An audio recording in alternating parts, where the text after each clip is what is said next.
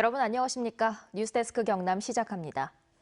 성탄절 연휴 마지막 날인 오늘 경남에서는 29명의 코로나19 확진 환자가 추가됐습니다. 이들 모두 지역 감염으로 가족 간 2차 감염 비중이 늘어나고 있는데요. 특히 산청과 거제를 중심으로 소규모 집단 감염이 확산하고 있습니다. 이재경 기자입니다.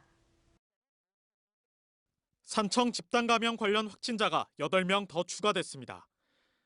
5명은 기존 확진 환자의 배우자며 나머지 3명은 기존 확진 환자의 접촉자로 산청 집단 감염 관련 확진 환자는 최초 확진자를 포함해 20명으로 늘었습니다.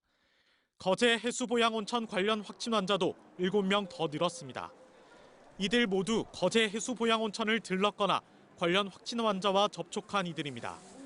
이 가운데 4명은 전날 확진 판정을 받은 경남 1176번의 가족으로 가족 4명 중 3명이 지난 13일 거제 해수보양온천을 함께 다녀온 것으로 확인됐습니다. 가족 중에는 거제의 한 어린이집 원생과 중학생도 포함돼 해당 어린이집과 중학교 관계자 190여 명에 대한 검사가 진행됐습니다. 이로써 거제 해수보양온천 관련 확진자는 27명으로 늘었습니다.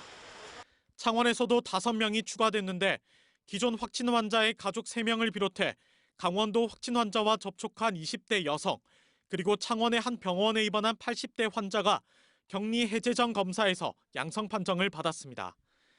김해에서도 경북이나 경기도 확진 환자와 접촉한 3명을 비롯해 증상을 느껴 검사를 받은 50대 여성이 확진 판정을 받았습니다. 진주에서는 기존 확진 환자 접촉자 등 3명이, 양산에서는 확진 환자의 가족 2명이 잇따라 양성 판정을 받았습니다. 방역당국은 최근 전국적으로 가족 간 2차 감염 비중이 늘었다며 외출을 자제해달라고 호소했습니다. 나와 내 가족을 보호하기 위해서는 모든 사적 모임은 취소하고 집에서 안전하게 머물러 주시기 바랍니다. 또 조금의 의심 증상이라도 있으면 망설이지 말고 가까운 선별진료소를 들러 검사를 받아달라고 다시 한번 당부했습니다. MBC 뉴스 이재경입니다. 경남에서는 유일하게 사회적 거리 두기 2.5단계를 시행 중인 거제시가 2.5단계 조치를 내년 1월 4일까지 연장하기로 했습니다. 정부가 경남을 비롯한 비수도권 지역에 내린 사회적 거리 두기 2단계 조치를 내년 1월 3일까지 연장하기로 한 가운데 변광용 거제시장은 조선소와 목욕탕 등 일상생활 곳곳에서 코로나19 확진 환자가 나오고 있어 거리 두기 2.5단계 조치를 일주일 더 늘린다고 말했습니다. 임재구 경남도 의원이 어제 숨졌습니다. 함양경찰서에 따르면 임 의원은 어젯밤 10시 15분쯤 함양군 서하면의 한 산양 산삼밭에서 숨진 채 발견됐습니다. 경찰은 임 의원이 이른바 사발이라고 불리는 농기계 사륜 오토바이를 운전하다 전복돼 사고가 난 것으로 보고 있습니다. 임 의원의 빈소는 함양 장례식장에 차려졌으며 발인은 오는 29일에 진행됩니다.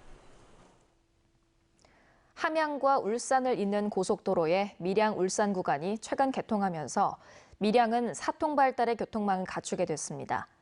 경남 내륙을 관통해 동해안으로 가는 이 도로가 2024년에 완전 개통되면 상대적으로 낙후된 내륙지방 발전에 기폭제가 될 전망입니다. 문철진 기자의 보도입니다. 울산에서 밀양으로 가는 고속도로가 시원하게 뚫렸습니다. 울산에서 함양까지 이어지는 고속도로 중 밀양 울산 구간 45.2km가 먼저 개통한 겁니다. 덕분에 50분 이상 걸리던 이동 시간은 27분으로 대폭 줄었습니다. 부산 대구 고속도로에 이어 울산으로 가는 고속도로가 생기며 밀양은 주변 대도시까지 30분이면 도착하는 사통팔달 교통망을 갖추게 됐습니다. 도로 때문에 좀 유입량이 좀 적긴 했는데 그래도 이제 새로 고속도로가 생기면 더 많은 곳에서 이제 사람들이 찾아오시니까 아무래도 손님이 더 많이 들 것 같습니다.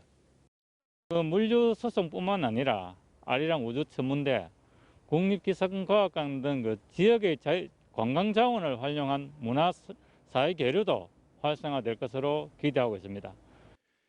밀양뿐만 아니라 지리산권 지자체들도 고속도로 효과를 기대하고 있습니다. 총 길이 144.6km, 함양과 거창, 합천, 창녕, 밀양을 가로질러 울산까지 거의 직선으로 이어지는 이 도로가 개통되면 함양에서 울산까지는 기존 2시간 15분에서 1시간 30분으로 이동 시간이 대폭 줄어듭니다. 중부 내륙, 통영 대전, 88 고속도로와 함께 또 하나의 동서교통망을 갖추게 되면서 산업과 관광 개발의 발판이 될 전망입니다. 국내 전자상거래 최대 기업인 쿠팡에 물류센터를 유치한 함양군을 필두로 저마다 고속도로 효과를 높이기 위한 전략 마련에 들어갔습니다. 항상 기업 유치의 걸림돌이 물류비였는데 한 30분 정도 단축이 된다면은 대기업, 중기업, 중소기업, 이상급 기업도 저희가 유치할 수 있을 거라고 생각을 하고 있고요. 국토교통부는 이 고속도로의 한 해 경제적 효과를 8천억 원으로 예측한 가운데 밀양에서 창녕 구간은 2023년, 창녕에서 함양 구간은 2024년 완공 예정입니다. MBC 뉴스 문철진입니다. 다음은 희망 2021 이웃돕기 성금을 보내주신 분들입니다.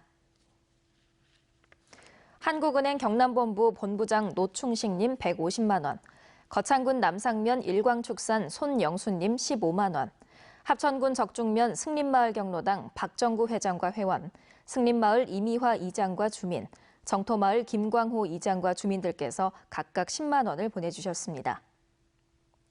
거창군 대야마을회, 거창군 고재면 입성마을 주민, 함양군 수동면 주부 민방위 류현숙 회장과 회원, 함양군 송평 노무당 회원들께서 각각 10만 원, 수동면 시설 채소 장목반 박영계 반장과 회원들께서 20만 원을 보내주셨습니다.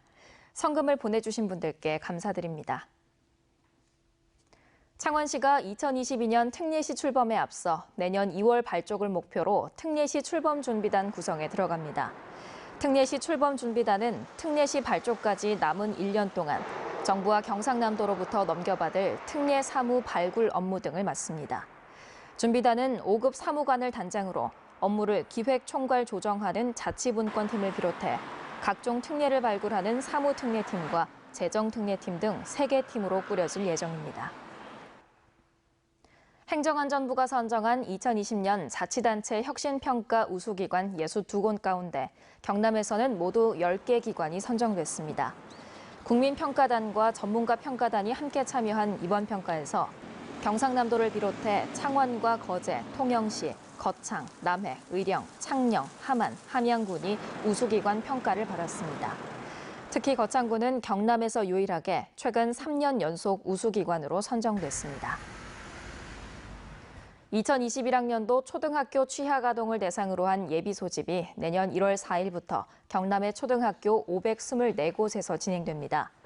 취약 대상자는 2014년에 출생한 아동과 조기 입학을 신청한 2015년생 아동, 전년도 취약 유예 아동 등 약 3만여 명입니다. 경남교육청은 코로나19 확산 방지를 위해서 학교별로 화상통화나 도보로 이동하는 방식 등 다양한 비대면 방식을 활용할 계획입니다. 인제대학교가 대학 구성원 가운데 51명의 무기계약직 모두를 정규직으로 전환하기로 했습니다. 이에 따라 무기계약 직원들도 기존 정규직과 동일한 직급체계와 승진체계를 적용받으며 근무평가와 근속연수 등 직원 인사규정에 따라 승진이 가능해집니다. 인제대학교는 내일 오전 총장실에서 무기계약 직원들에게 임명장을 전달할 계획입니다. 경상남도가 내년 2월까지 복지 사각지대에 있는 가구를 파악해 지원하기로 했습니다. 경상남도는 코로나19 장기화로 휴업하거나 폐업한 사람을 비롯해 보험료 체납자 등 조사 대상 2만여 가구를 빅데이터를 통해 출연했습니다.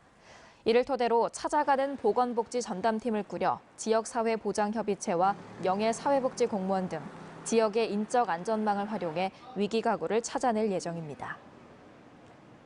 경남 소식이었습니다. 여러분 고맙습니다.